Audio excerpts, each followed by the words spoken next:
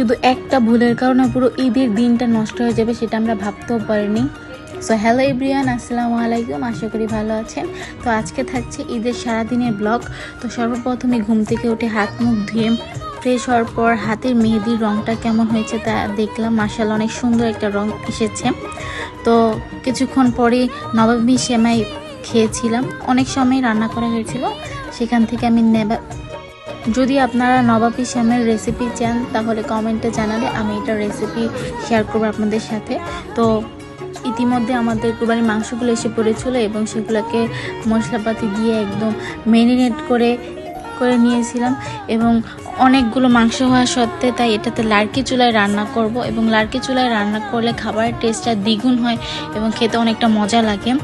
আর ভিডিওর শুরুতেই আমি বলেছিলাম যে একটা কারণে ঈদের দিনটা নষ্ট হয়ে গিয়েছিল, সেটা হচ্ছে আমাদের 1টা বাজে কষাই আসার কথা ছিল, তবে সে 5টা বাজে আসার কারণে পুরোটা অনেক দেরি হয়ে গিয়েছিল এবং সব কাজ করে এবং প্রায় এগুলো সব কাজ শেষ করতে প্রায় 2:30টা বেজে গিয়েছিল।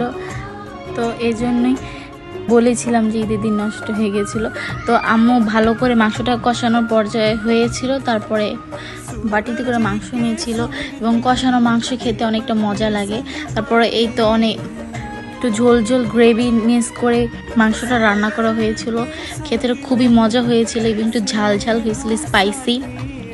মাংসটা এত নরম, কি বলবো, একদম মাখনের মতো গলে যাচ্ছিল মাংসটা ধরার সাথে সাথে, এটা আপনারা দেখতেই পাচ্ছেন। খেতে এতটা মজা হয়েছিল সেটা বলে বোঝানোর মতো না।